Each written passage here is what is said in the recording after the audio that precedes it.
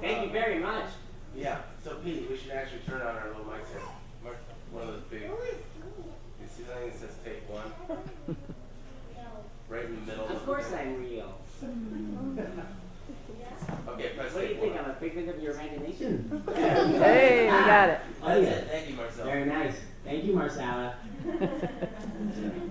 So, Bob, it's a great audience we have here tonight, huh? It's a fabulous audience. You couldn't do better than this, could you? I'm sorry, Miles. Yeah, I mean, right. look at them. Look at them, Miles. They're fabulous. All ages, nationalities. I love it. I love it. So what do you folks think of the film? That was great.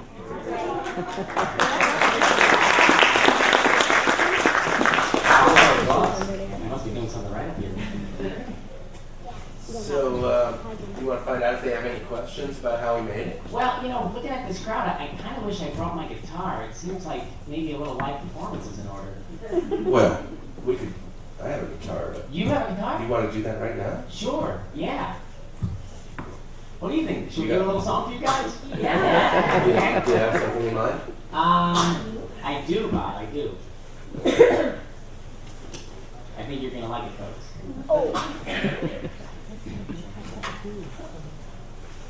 Hi, JT. How are my knees looking? They're not crooked, are they? Thank you. I'm a big John Lennon fan. Bob, you know that, right? Yo, well, Yeah. I think everybody is. Well, maybe everybody, but I'm a pretty big fan. Okay. He's like one of my idols. Okay. So, you know that one I love. Can we do that one? I think it's You appropriate. mean the one that pertains to this? Yeah, it's totally appropriate, right? Hit me! Yeah! You say you want a revolution. Well, you know, we all want to change the world. You know, I'm going to stop this. Why? I got a couple reasons. First of all, you're singing in the wrong key. And second of all, this song was written by a Brit. Maybe you were playing it wrong. Maybe I was playing in the wrong key. That's a possibility. But my other reason is this song was written by a Brit. And I think we ought to keep it American more. The Brits, you know. Sorry. Sorry. Lord. You didn't tell me he was coming. Yeah, I didn't know he was coming. He stuck in. He's kind of a snake, that guy. Yeah. Let's do something American. How about this one?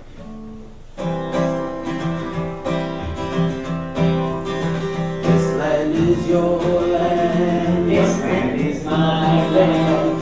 From California to New York Island. From Redwood Forest to the Gulf Stream waters.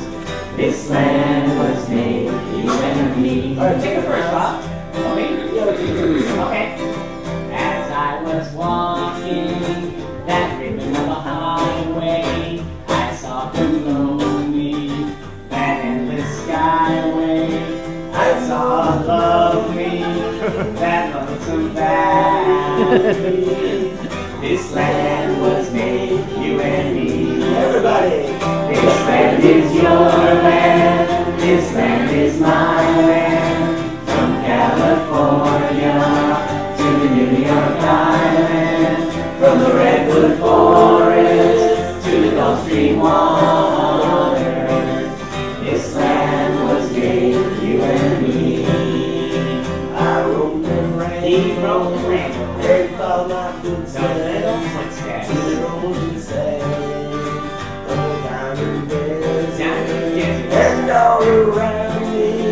Make it tough, huh? This is my verse. This land was made for you and me. Alright, everybody. This land is your land. This land is my land. From California to the New York Island. From the Redwood Forest to the Gulf Stream waters. This land was made for you and me. As I was walking, I found my footsteps. A little Here. Something about pop. What's going on? I got a little lost on. That verse always got me. You're getting paid for this. Well, I just learned it No, last you're night. actually not. I didn't think so. Okay, you want to try your verse again? Sure. I what? I got done. You didn't practice, did you? I did practice. We're just gonna end with the chorus then, okay? I think you're actually a movie star, not a rock star. Oh, man. Yeah, I think so. But John Lennon. And you're not folky either. All right, let's end with one chorus. Sorry. 1, 2, 3. This land is your land. This land is my land. From California to the New York Island.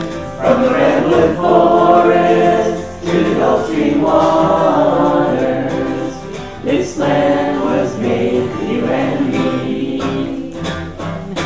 Thanks for coming.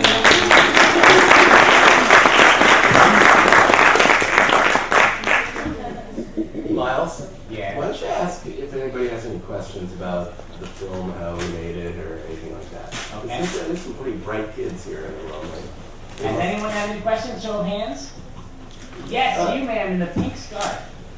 I was wondering, you took it on location, but Steve Martin actually on location. As a matter of fact, that's a clip from when Steve Martin played at the Old North Church. I believe, what year was that, Bob? Yeah, that was in 2012. Yeah. To give you a little information, when we had the idea to do this, we were wondering what sort of to base the movie on. And, I found obviously the Longfellow poem. Longfellow is the guy who made Paul Revere a national hero. He was a very active son of liberty, but he wasn't a national hero until way after his death. And Longfellow wrote the poem. So I thought we were going to base it on Longfellow, but as I was searching around, I found Steve Martin.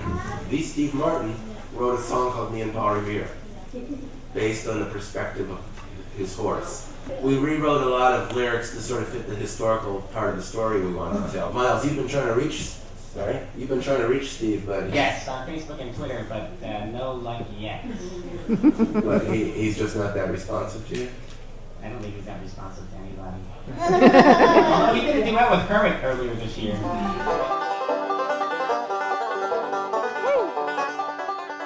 I gotta get a hold of Kermit and see about that. Yeah, do you know Kermit? No. Do you think Kermit would answer your emails? No.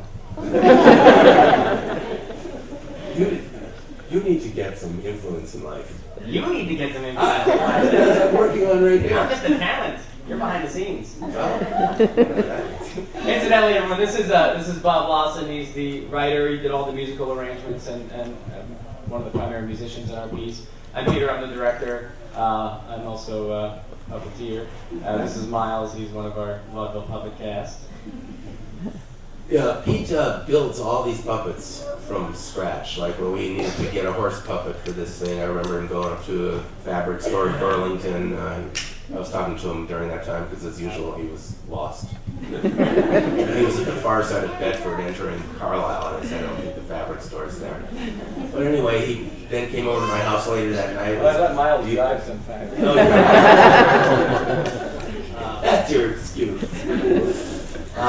So he just came over to my house with this beautiful brown cloth and said, I'm going to build a puppet horse out of this, and he constructs all the puppets from scratch. And he sews, he's very handy.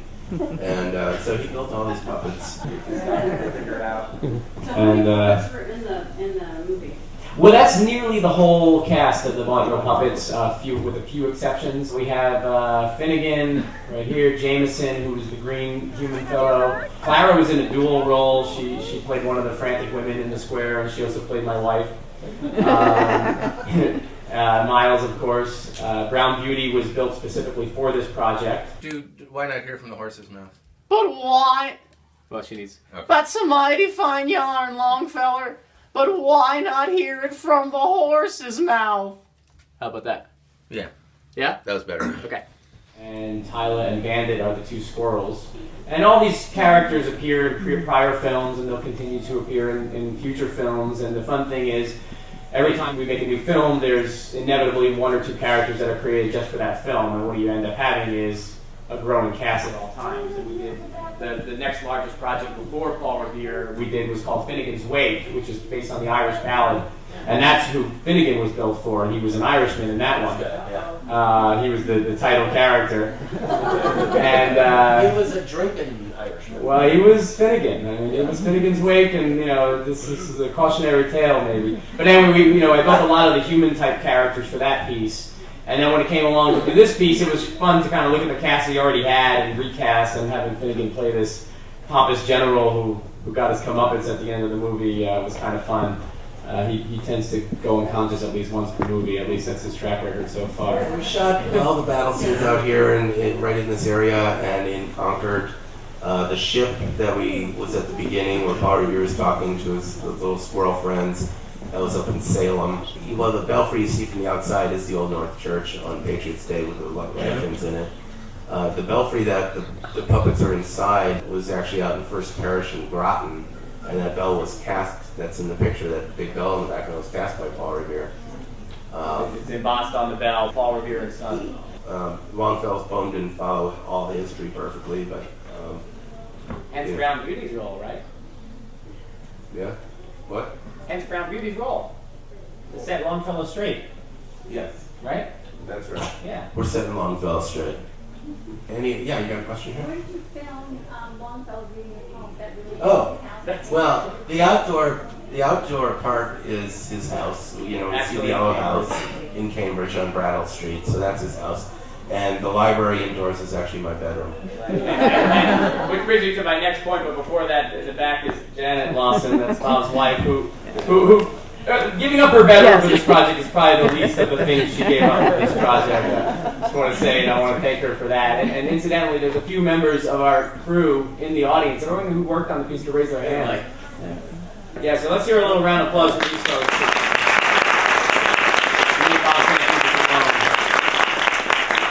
And I gotta say, when you're a puppeteer, and Pete takes the brunt of this because he's the chief puppeteer, it is very difficult. You're down in these very awkward positions, and we shoot for hours sometimes to get a scene, and he's like bent over with his hands twisted, and everybody gets up from these things and can't move for about 2 hours. It looks pretty comfortable to me, Bob. You're looking pretty comfortable there. Yeah. I've seen you in.